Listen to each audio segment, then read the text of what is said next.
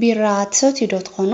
መልስኹም እወ ምስ ዝኸውን እትሰትይሉ ግዜ ኸ መዓልታዊ ድዩ ወይስ ብሳሕቲ እዩ? ቢራ ብመጠኑ ምስታይ ጥቕሚ ዘለዎ ዶ ይመስለኩም? ንቢራ ጥዕናዊ ረብሓኹም ኢልኩም ትሰትዩ ኸ ክንደየናትኩም ትኾኑ? ምሸት ቢራ እንድሕር ትሰትዩ ንመዓልታዊ ኸኣ ንኸም መዘናግዒ ትጥቀሙሉ ተኾይንኩምን ካብ ሕጂ ጀሚርኩም ንጥዕናኹም ምሕሳብ ከድሊ እዩ። ምክንያቱ ናይ ቢራ ጥቕምን ጉድኣትን ብንሰትዮ መጠን ስለ ዝውሰን። ብዙሓት መጽናዕትታት ከም ዝሕብሩና እውን ደቂ ኣንስትዮ ይኹና ደቂ ተባዕትዮ ኣብ ሰሙን ትሕቲ 7 ቢራ ምስ ዝሰትዩ ንጥዕና ልቦም ይኹን ንዝውውር ደም ኣዝዩ ጠቓሚ ከም ዝኾነ እዩ ዝግለጽ። እዞም ብመጠኑ ቢራ ዝጥቀሙ ሰባት ምስዞም ቢራ ዘይሰትዩ ሰባት ክነጻጸሩ ከለዉ እውን ኣብ ደቂ ኣንስትዮ 16 ሚእታዊ ኣብ ደቂ ተባዕትዮ ድማ 20 ሚእታዊ ናይ ልቢ ሕማም ናይ ምቅላዕ ዕድል ከም ዝንክእ እዩ ዝገልጽ። ኣብ ብርግሃም ዘሎ ስኮት ሰሎሞን ዝተባህለ ሓደ ኣጽናዕን ተመራማርን ከም ዝሕብሮ እውን ብመጠኑ ኣልኮል ዝጥቀሙ ሰባት ንሕማም ልቢ ናይ ምቅላዕ ዕድሎም ትሑት ከም ዝኾነ እዩ ዝሕብረና። እዚ ጥራይ ኣይኮነን። ዝተፈላለዩ መጽናዕትታት እውን ቢራ ብመጠኑ ምስታይ ጥቕሚ ኣለዎ እዩ ክብሉ እዮም ዝገልጹ። ቢራ ብመጠኑ ምስታይ ማለት ደቂ ኣንስትዮ ኣብ መዓልቲ ሓንቲ ቢራ ደቂ ተባዕትዮ ድማ ኣብ መዓልቲ 2 ትሕቲኡ ምስታይ ጥራሕ እዩ ጥቕሚ ዘለዎ ይብሉ። ካብዚ ብተወሳኺ ብመጠኑ ቢራ ምስታይ ብምኽንያት ናይ ልብን ስርዓት ደም ዝውውርን ፀገም ዝመጽእ ዝነበረ ሞት ኣብ ደቂ ኣንስትዮ ብ34 ሚእታዊ ንኽንኪ ከም ዝገብር እዩ ዝንገር። እዚ ጥራሕ ኣይኮነን ቢራ ብመጠኑ ምስታይ ንልቢ ጥቕሚ ከም ዘለዎ ትፈልጡስ? እዚ ጥራሕ ኣይኮነን ቢራ ብመጠኑ ምስታይ ንልቢ ጥቕሚ ከም ዘለዎ እውን ትፈልጡ ይመስለንን።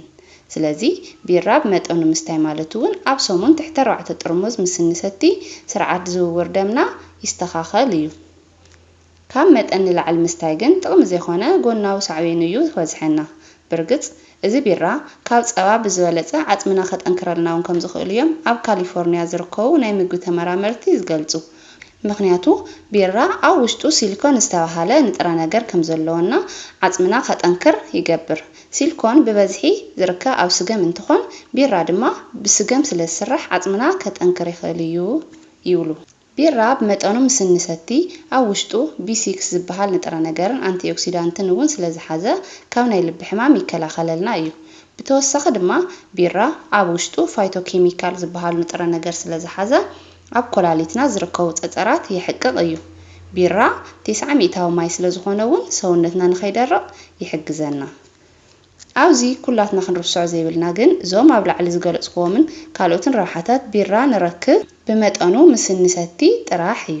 ዕድሚኦም ልዕሊ 50 ዝኾኑ ሰባት ንሕማም ልብን ንበዝሒ ደም ናይ ምቅላዕ ዕድሎም ልዑል ምዃኖም እዩ ዝፍለጥ። ግን ከዓ እዞም ሰባት ኣብ መዓልቲ ሓንቲ ቢራ ምስ ዝሰትዩ ንጥዕንኦም ጽቡቕ እዩ ይብሉና ተመራመርትን ኣጽናዕትን ካይዘር። ግን ኣልኮል ብበዝሒ ምጥቃም ናብ ናይ ልብን ካልኦት ከበድቲ ሕማማትን ከምኡውን ብቐሊሉ ናብ ሞት ናይ ምብጻሕ ዓቕሚ ኣለዎ እዩ። እዚ ክነስተውዕሎ ዝግባእ ነገር እውን ቢራ ጥቕሚ ኣለዎ ኢልና መዓልታውን ልዕሊ ዓቐንን ንጥቀም ምስ እንኾን ዝተፈላለዩ ሓደጋታት ተቓላዕቲ ኢና ንኾን። ካብቶም ሓደጋታት ምስ እንርኢ ድማ እቲ ቀዳማይ ንሕማም ካንሰር እዩ። ኣብ ቢራ ዘሎ ኢታኖል ዝበሃል ኣልኮል ናብ ናይ አሲቶልደሃይድ ብምቕያር ንዲኤንኤ እዩ ዝሃሲ። ብተወሳኺ ኣልኮል ንዝተፈላለዩ ዓይነታት ካንሰር መልዕሊ ዝኾነ ዓይነት መስተ እዩ። ኣብ 2018 ኣቆጻጽራ ኣውሮፓውያን ዝተገበሩ መጽናዕትታት ከም ዝሕብሮ እውን ኣብ ኣሜሪካ ኣልኮል ካብቶም ቀልጢፎም ናብ ሞት ዘብጽሑ ነገራት እቲ ሳልሳይ ከም ዝኾነ እዮም ዝሕብሩልና። ውድብ ጥዕና ዓለም ወሲኹ ከም ዝብለና እውን ልዕሊ ዓቐን ኣልኮል ምጥቃም ንዝተፈላለዩ ናይ ካንሰር ሕማማት ከቃልዕና ከም ዝኽእል እዩ። ንኣብነት ድማ ናይ ጎሮሮ ካንሰር፣ ናይ ጸላም ከብዲ ካንሰርን ናይ ጡብ ካንሰርን ምጽዋዕ ይከኣል እዩ። ብተወሳኺ ድማ ትሬሳ ሃይዲ ዝተባህለ ናይ ዩናይትድ ኪንግደም ተመራማሪት ከም እትገልጾ ኣልኮል ን7 ዓይነታት ካንሰር መልዕሊ ክኾን ይኽእል እዩ ትብለና። እንድሕር ደኣ ብጣዕሚ ብዙሕ መጠን ኣልኮል ንጥቀም ኮይና ብቶም ሕማማት ናይ ምጥቃዕ ዕድልና ዝለዓለ እዩ ዝኸውን ትብለና። ኣብ ሰሙን ልዕሊ 10 ጥርሙዝ ኣልኮል ዘለዎም መስተታት ምስ እንሰቲ ካብቶም ካልኦታት ዓይነት ካንሰር ብዝበለጸ ናይ ጡብ ካንሰር ተቓላዕቲ ንኾን ኢና ትብለና። ካለ ድማ ቢራ መዓልታዊ ምስታይ ንሕማም ጸላም ከብዲ የቃልዐና እዩ። ቢራ ብበዝሒ ምስታይ ንዘይተደለየ ረጉዲ ዘቃልዕ እንትኾን እዚ ድማ ጸላም ከብድና ንኽትሓመምን ንኽትጥቃዕን ስለ ዝገብር እዩ። ቢራ ዝሰቲ ሰብ እውን ዋይን ካብ ዝሰቲ ሰብ ንላዕሊ ንሕማም ጸላም ከብዲ ተቓላዕቲ ከም ዝኾኑ እዩ ዝገልጽ።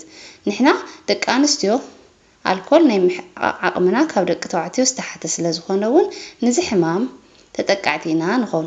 ስለዚ ደቂ ኣንስትዮ ኣብ መዓልቲ ልዕሊ 2 ቢራ ደቂ ተባዕትዮ ድማ ሰለስተ ቢራን ንልዕሊ 5 ዓመት ምዝሰትዩ በቀሊሉ ንሕማም ጸሊም ከብዲ ተጠቃዕቲ እዮም ዝኾኑ ቢራ ኣብ ውሽጡ ብዙሓት ንጥረ ነገራትን ካሎሪንን ዝሓዘ ስለ ዝኾነውን ንዘይተደለየ ርጉድን ስሕን የቃልዕልና እዩ ልክዕ ብዙሕ ኬክ ኩኪሳትን ከም ምብላዕ ብዙሕ ቢራ ምስታይ እውን ንዘይተደለየ ክብደት ሰውነትና ንኻልኦት ሕማማት እውን የቃልዕና እዩ ካልእ ድማ ቢራ ምስታይ ጸቕጢ ደም እውን ከምጽእ ይኽእል እዩ እዚ ጥራሕ ኣይኾነን ኩላትና ከምቲ ንፈልጦ እውን ብዙሕ እንተሰቲና ንሰክር ኢና ሓቀይ ንብዙሕ ዓመታት እንድሕር ሰቲና ድማ ጸላም ከብድና እያ ትሓምም ነዚ ድማ ዳርጋ ኩሉ ሰብ ዝፈልጦ ሓቂ እዩ እኳ እንተበልና ብዛዕባ ኣልኮል ጉድኣቱ ዘይፈልጥ ሰብ ግን ውሑድ ኣይኾነን ዋላ ሓንቲ ጥርሙዝ ኣልኮል ንጸላም ከብዲ ጥራሕ ዘይኮነ ንብዙሓት ክፋል ሰውነትና ክጎድእ ይኽእል እዩ ምክንያቱ ዝኾነ ኣልኮላዊ መስተ ኣብ ውሽጡ ኢታኖል ዝበሃል ሞለኪል ዝሓዘ እንትኾን ካብዛ መጀመርያ ንሰትያ ኣትሒዙ ክሳብ ዝሓቅቕ ድማ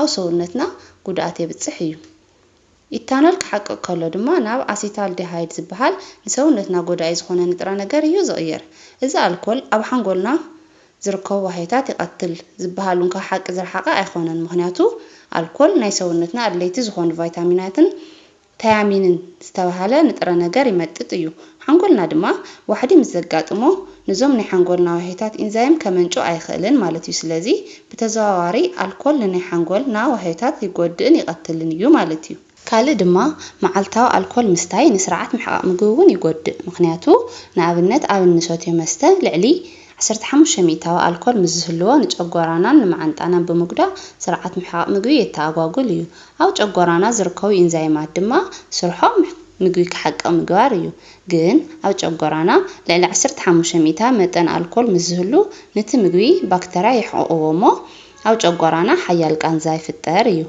ካልእ ኣልኮል ሓደጋ ድማ ኩላሊት ይጎድእ እዩ ብኸመይ ዝጎድእ እንተይልና ድማ ኣልኮል ቬሳፕራሶን ዝበሃል ስርሑ ንኸይሰርሕ የተኣጓጉሎ እዩ ቬሳፕራሶን ድማ ንኮላሊትና ንሰብነት ዘድሊ ማይ ክመጥጥን መልእኽቲ ከመሓላልፍን እዩ ዝግባእ ግን ቬሳፕራሶን ብኣልኮል ስለ ዝተዓፀወ እዚ መልእኽቲ ከመሓላልፍ ኣይኽእልን ነዚ እዩ ድማ ኣልኮል ክንሰቲ ከለና ቶሎ ሽንቲ ዝመፀና እቲ ዋና በአልኮል ዝጥቃዕ አካልና ድማ ጸላም ከብድና እንትኾን እቲ 9 ሚታው እውን ካብ ኢታኖል ዝወፅእ አሲታልዲሃይድ ኣብ ጸላም ከብድና ዝርከብ ፕሮቲንን ውሃያታትን ይጎድእ እዩ ስለዚ ፈለማ ከምቲ ዝረኣናዮ ቢራ ዝተፈላለዩ ጥዕናዊ ረብሓታት ዝህበና እኳ እንተኾነ ግን ከዓ ክበዝሕ ሰብና ካብ ሓደ ክልተ ቢራ ክምለስ ስለ ዘይኽእል ብቢራ ጥዕንኡ ሕሉ ዝኾነ ሰብ ኣሎ እዩ ንማል ኣጸጋሚ እዩ ዝኸውን ስለዚ ጥዕናና ንምሕላው እንተኺልና ብመጠኑ ምስታይ እንተዘይኮይኑ ግን ካብ ጥዕናና ዝዓበየና ስለ ዘይህሉ ዓብይ ጥንቃቐ ምግባር ከድልየና እዩ